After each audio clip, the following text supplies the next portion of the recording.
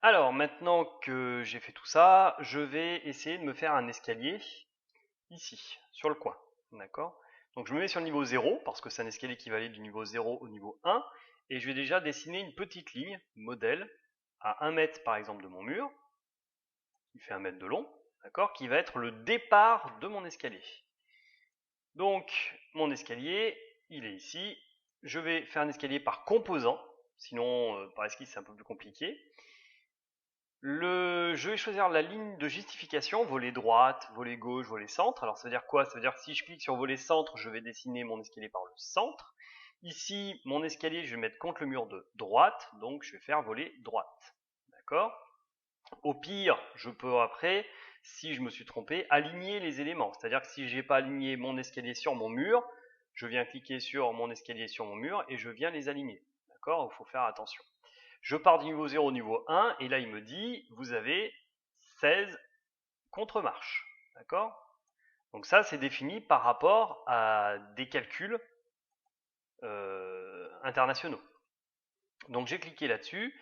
J'ai des outils pour choisir les garde-corps ou pas. D'accord? Mais ça je peux le faire après.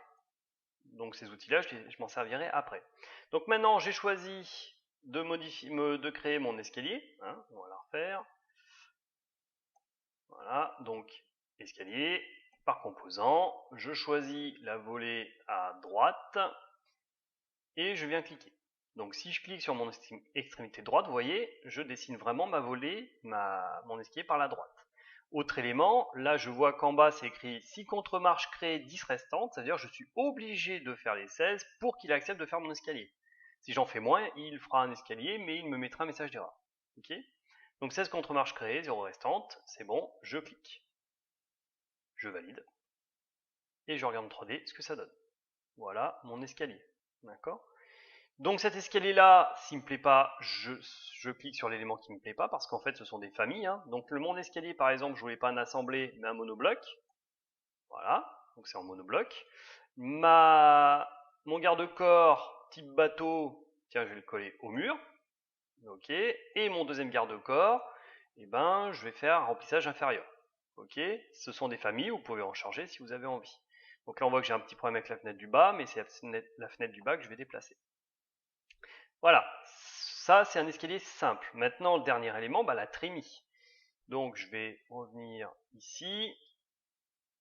Pour choper ma dalle du milieu, ça va être un peu plus compliqué, donc il faut que je me mette en image filaire. Pour venir choper, voilà la dalle. Clic droit, afficher l'élément. Voilà. Et je me remets. Bah non, c'est bon. Ok, j'ai ma dalle et je vois que ma trémie est pas bonne du tout. Donc là, pour modifier ma trémie, je peux cliquer dessus, modifier la limite et la décaler.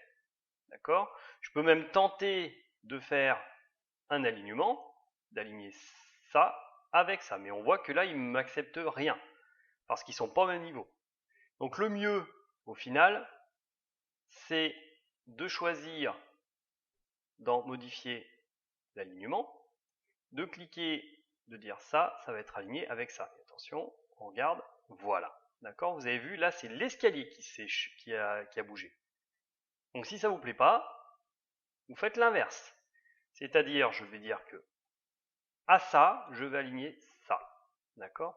Donc le premier sur lequel vous cliquez ne bougera pas. Et si vous voulez toujours que les deux soient alignés, même si vous modifiez votre trémie, vous cliquez sur le verrouillage. Voilà. D'accord? Donc là, on a bien notre escalier qui a été fait d'un niveau à l'autre niveau.